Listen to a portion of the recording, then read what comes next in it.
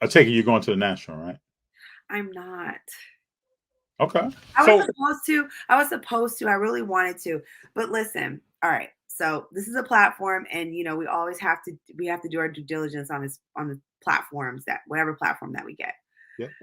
I want to see a little bit more diversity in the hobby. Okay. I think that we saw that at the Mint Collective, of course, with Rip Pack Slab. They performed and things like that. I still feel, I feel deep down in my heart that there are a lot of gaps left in the hobby with lack of representation, and not necessarily of women. I'm talking about women of color. Okay.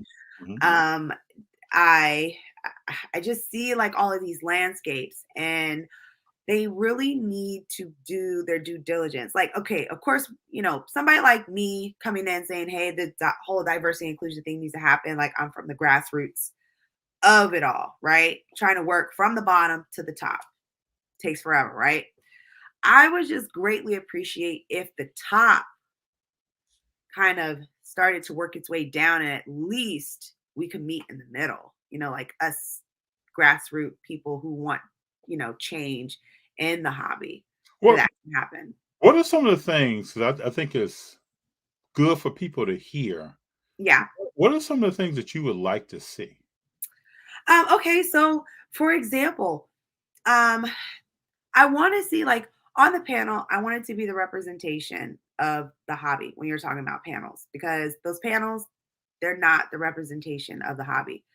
You and I speaking here, okay? Mhm. Um, I want to see more of content creation that isn't that provides value. And that has happened. Don't get me wrong, that has happened.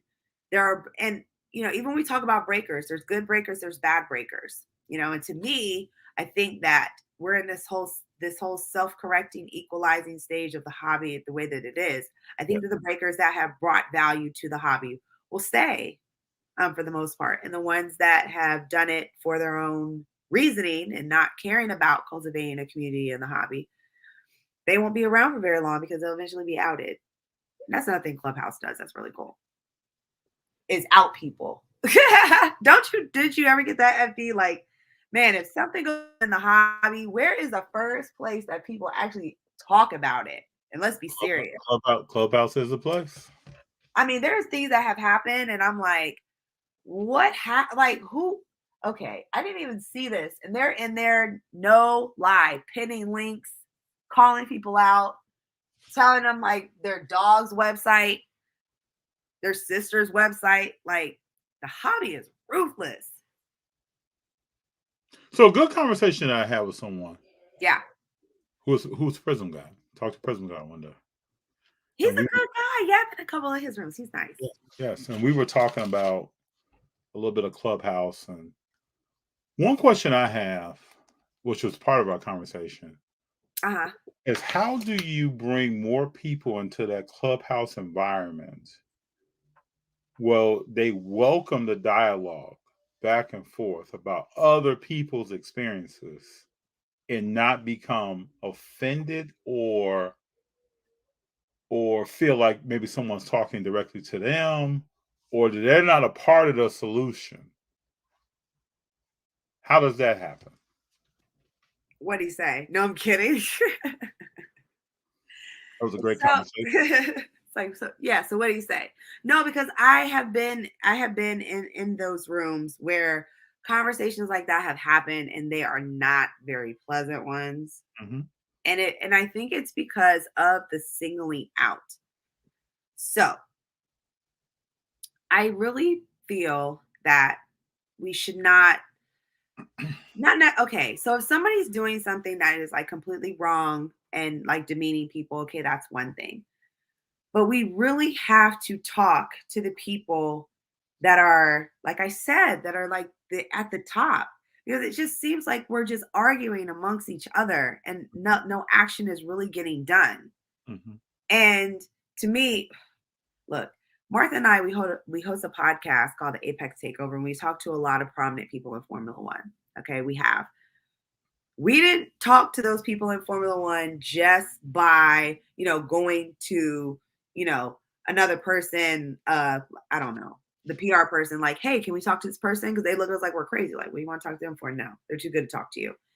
We had literally had to go around people and sidestep people and actually start from the middle or from the top and or go directly to these people and want to try to speak to them. Yes. For me, I really feel like there needs to be intention intention put in place by the people that are up top saying yes, we understand that there are gaps. They have to acknowledge it too, because if they don't acknowledge it, then we're not getting anywhere. True. And then they also have to be the ones to say, yes, we understand and we acknowledge that there is a gap. And, we really want to be a part of the facilitation of change. And the only way that that really can happen and everyone be comfortable with it is if you start making the top more diverse. That's like the only way that is really that any change is really gonna happen. Because you're gonna have somebody there every day That's right. that That's is what. diverse That's right. that you're going to be looking at, and hey, if they're like me, they're not going to let up. They're constantly going to want to push that narrative forward because it is the right thing to do. There's a lot of gatekeepers. There's a lot of, and that's just anywhere you go. Like Yes. if something is the best kept secret and other people are finding out about it, there's always gatekeepers. They're like, no, we want to hold on to as much power as we possibly can. And it can't be like that, especially in the hobby that, if we don't bring other people in and even little kids, like if we don't bring like little kids in, then what's the hobby going to be like in Yes. like 5, 10, 15 years? We're not even going to have a hobby. What's the future of it? Yeah. So it has to be. And, you know, us moms, us single moms, we go to Target and we see Pokemon and whatever card that the older men aren't fighting over. Hmm. And I have sons. It's like you tap into that woman, the ladies of the hobby, you know, the single moms of the hobby. That might be a way, right? Because Yes. my little one, he has his own little collection of Pokemon cards that I have put up. But he got them at McDonald's and he loved them. And with Lewis Hamilton being on Formula One, he loves looking at my Lewis Hamilton cards too. He's like, Mommy, that's Lewis Hamilton. And he's Tonya, 6. how old are your sons? So you got a 6-year-old. How old is your other son? Yes, my older son, he is 21. Okay, 21. Yeah. I have a bonus son too. He's 22. I love him to bits. Okay. Yeah. I mean, those are key years when you start talking about the hobby. Someone getting into What? No, you said hobby in and thriller. No, that's some key. Okay, we're not talking about Oh, hobby I'm in the just thriller. saying, like, I started collecting at 8, right? My father Yeah. influenced me. Then my mom and Got it. dad Okay. supported the idea. But Yeah. those when you come in at 6, 7, 8, 9, 10 years old, those are key years. They are. The 20-year-old is on the next wave of what are they buying 10 years from now, 15 years from now, 20 years from now? Because Well, that's a loaded question because now NFTs there you go. has crept into the space now, and cryptocurrency, and you know, but even my 6-year-old, now that's the introduction of all these STEM type of programs, um, Roblox. So it's the metaverse. So Yeah, I think that the market is diverging on crypto, diverging on NFTs. Like it's going to be where they're already like coexisting and coexciting in the same space already. Like with tops, I mean they have the NFTs already and they have like all the other cool stuff. So true. we got to keep backing each other up Oh and yeah. lifting each other up. And Oh I yeah. and I'm really happy that there have been so many people that I've met in the hobby that have done just that. Whether it's advice at any time or hour of the day or night, whether it's we're coming on each other's we creating our own lanes. Yeah. And that's important. That's so important that we do support each other, that we create our own lanes and we try, like, look, hey, if no one's going to give us a chance, we're going to create our own stuff and we're going to do amazing and fantastic and we're going to get somewhere. And So we're here to help each other out, talk to each other about stuff, that's be very encouraging important. when we need to be encouraging. Yeah. Absolutely. Absolutely. And I do thank Clubhouse for that, for all the people that I've met, from trading card collectors, doctors, lawyers, journalists, that have said, yes, I'm only a phone call away. I'm only a text message away. That network that we have created, and how we need to continue that, especially for our children. And just another fun, absolutely heartwarming story about the Miami GP. A few weeks before we went, Martha and we interviewed the Senior Vice President of Communications and Community Engagement, Jason. He hates me. He hates when I call him Jason Jenkins, but Jason. And he and Anika from the Sikh Foundation, they basically did STEM program called F1 in schools with the Miami Garden School. And it was about, I think it was like 25, maybe 35 children. And they started educating them on what it is like to run a Formula One team. What is it like to design a car? Like, what is it like to actually, compete in a STEM competition?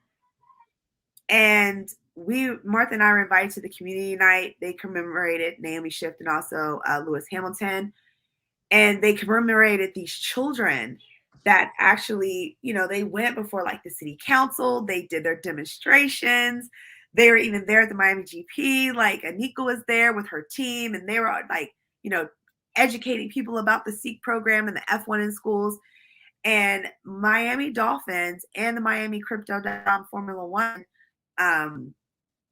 my circuit, actually wanted to reinvest their dollars into the community like that. Aston Martin Racing went and they reinvested money into the community of Miami Gardens by way of a community neighborhood garden, and also picking up the trash and stuff like that after the GP. So there are so many initiatives that are out there, ways that we can include children, ways that we can better like communities that otherwise would not have the opportunities to be able to compete globally. And that's what Seek Foundation, Crypto.com, Formula One Miami want to do. They want these children to eventually be able to travel all throughout the world and be able to compete in these STEM programs with the Formula One in schools. And if you want to have a good read, a very good heartwarming read about a community of Formula One teams that are actually doing something, that'd be definitely a good read for you. It's great. Yeah. It's absolutely great. It's there's so much that one can do to impact the lives of others.